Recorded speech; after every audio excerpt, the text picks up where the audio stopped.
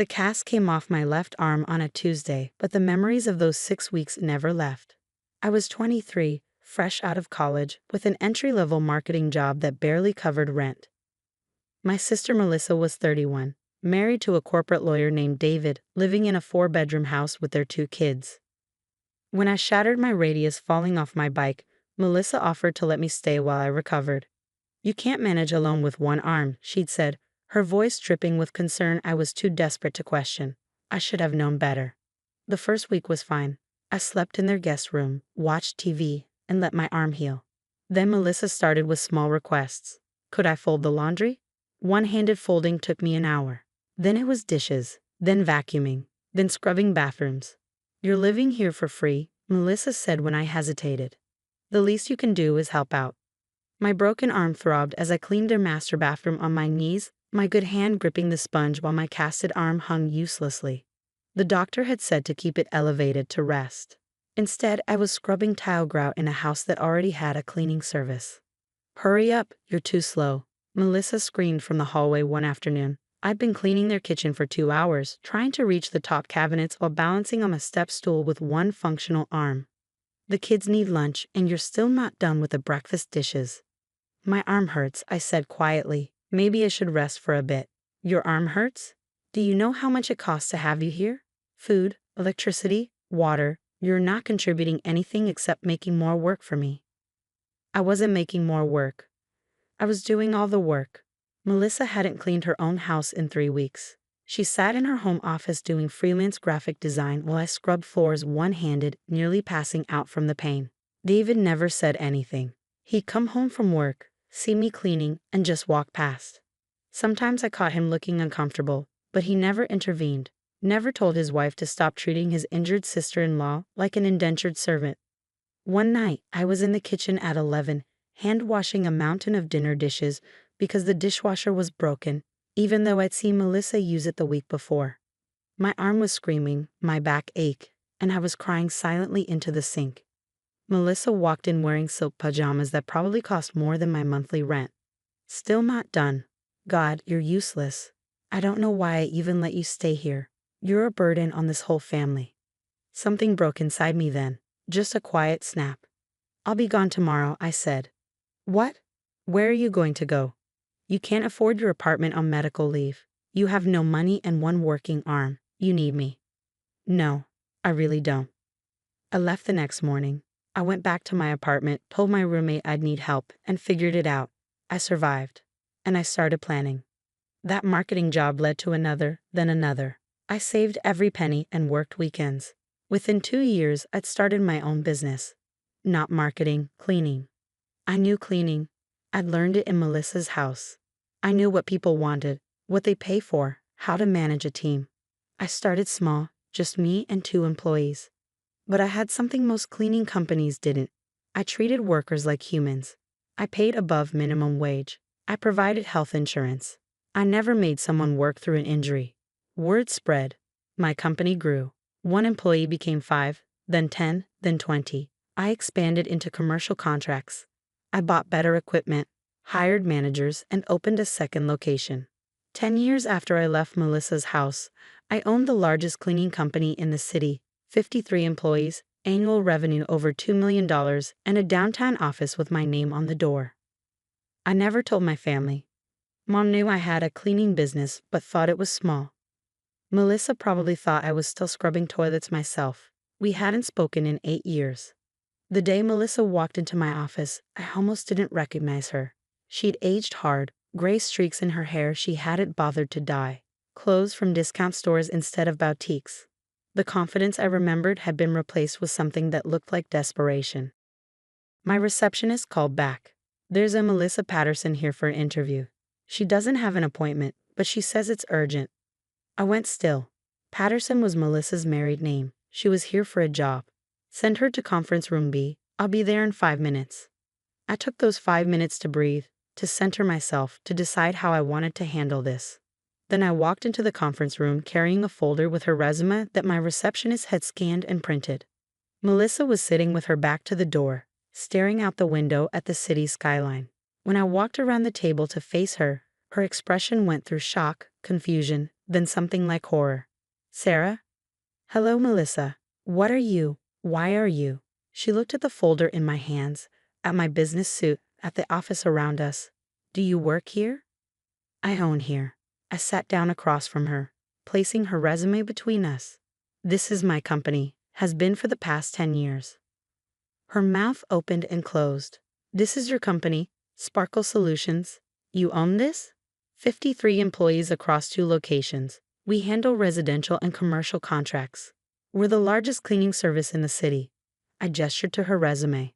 You're here about the supervisor position we posted last week. She stared at me like I was speaking a foreign language.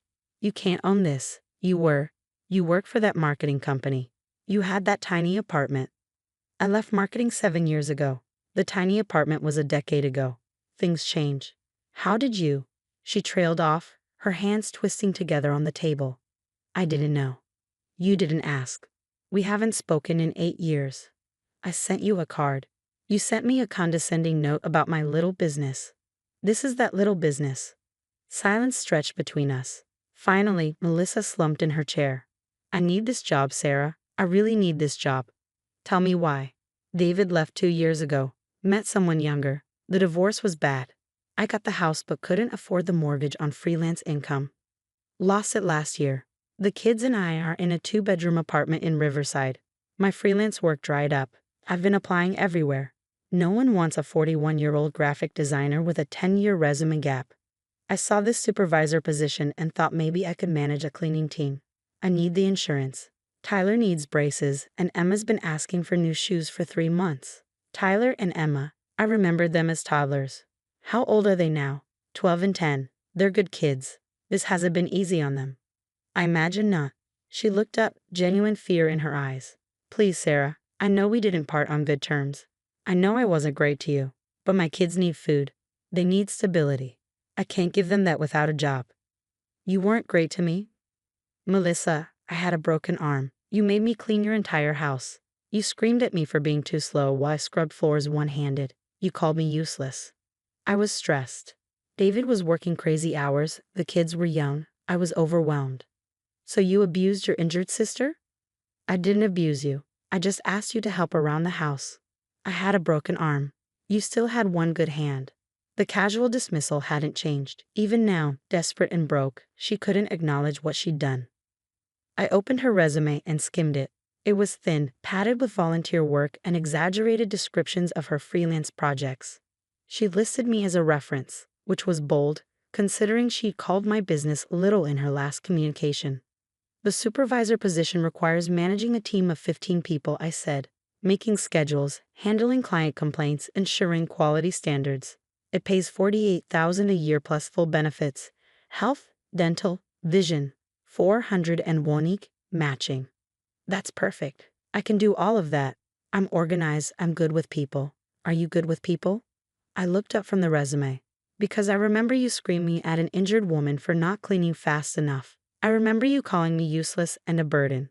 That doesn't sound like someone who's good with people. Her face flushed. That was different. That was family. In a work environment, I'm professional. Families should be treated better than employees, not worse. Sarah, please, I've apologized. No, you haven't. Not once since you walked in here have you actually apologized. She blinked, opened her mouth, closed it. I'm sorry, okay? I'm sorry for how I treated you 10 years ago. I was wrong. I should have let you rest and recover. Instead, I took advantage of you. I'm sorry. It was the right set of words, delivered in the wrong tone. She was apologizing because I held power, not because she meant it. I closed the resume folder. I'm going to tell you what I tell all our job applicants. We pay above market rate because we expect excellence. We provide benefits because healthy employees do better work.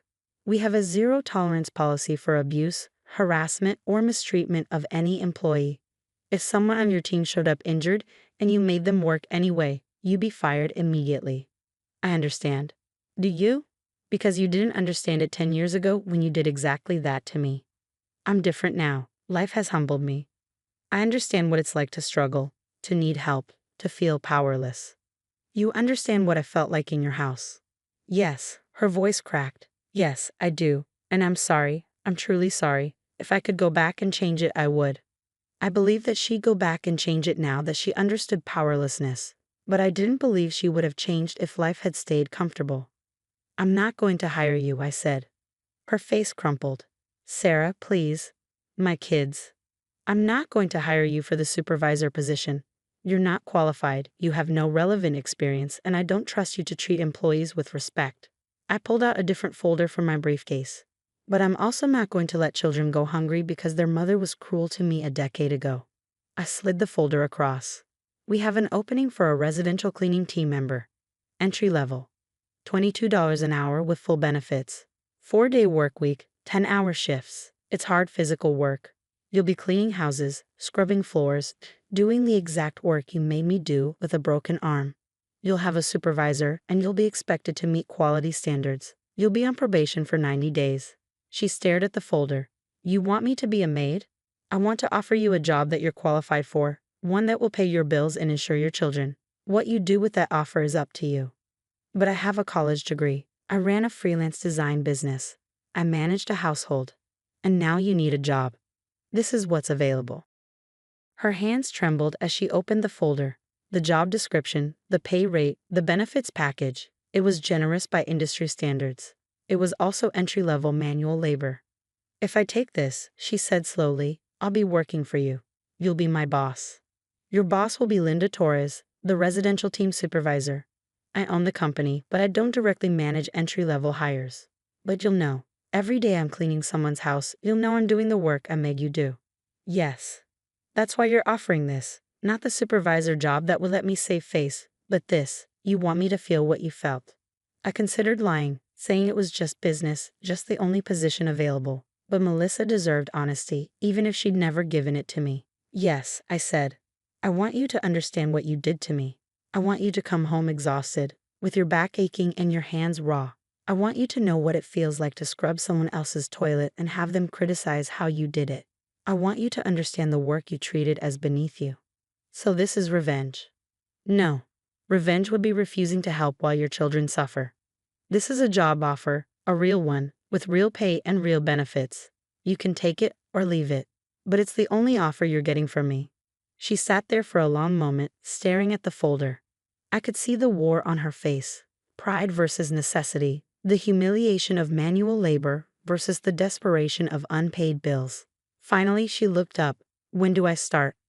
Tomorrow, if you accept. Linda will train you for the first week. You'll be paired with experienced team members until you know our standards. And if I do well, could I eventually move up, get a supervisor position? If you excel at this work, treat your colleagues with respect, and demonstrate leadership ability, then yes. Promotions are possible. Several of our current supervisors started on cleaning teams. How long did it take them? Anywhere from 1 year to 4, depending on performance and openings. She nodded slowly. Okay, I'll do it. I'll take the job. Sign the offer letter by Friday. You'll start Monday morning at 7. Bring comfortable shoes and be ready to work hard. She stood, clutching the folder. At the door, she turned back. Sarah? Thank you. I know you didn't have to do this. No, I didn't. I'm doing it for Tyler and Emma, and maybe because I'm a better person than you were 10 years ago. She flinched but didn't argue. The door closed behind her. I sat alone in the conference room for a long time afterward, staring at her resume still on the table. Part of me felt satisfied, justice served, power reclaimed, lessons taught. But another part felt something more complicated. Melissa would show up Monday and learn what real work felt like. She'd go home exhausted and humbled. She'd understand, finally, what she'd done to me. And maybe that understanding would change her, or maybe it wouldn't. Either way, her children would have health insurance. They'd have food on the table. They'd have stability. I wasn't doing this for Melissa. I was doing it because breaking cycles means being better than the people who hurt you, even when you have every right not to be. 10 years ago, I scrubbed Melissa's floors with a broken arm while she screamed that I was too slow. Today, she'd be scrubbing floors for my company while I decided whether she was good enough to keep. The universe had a sense of irony after all.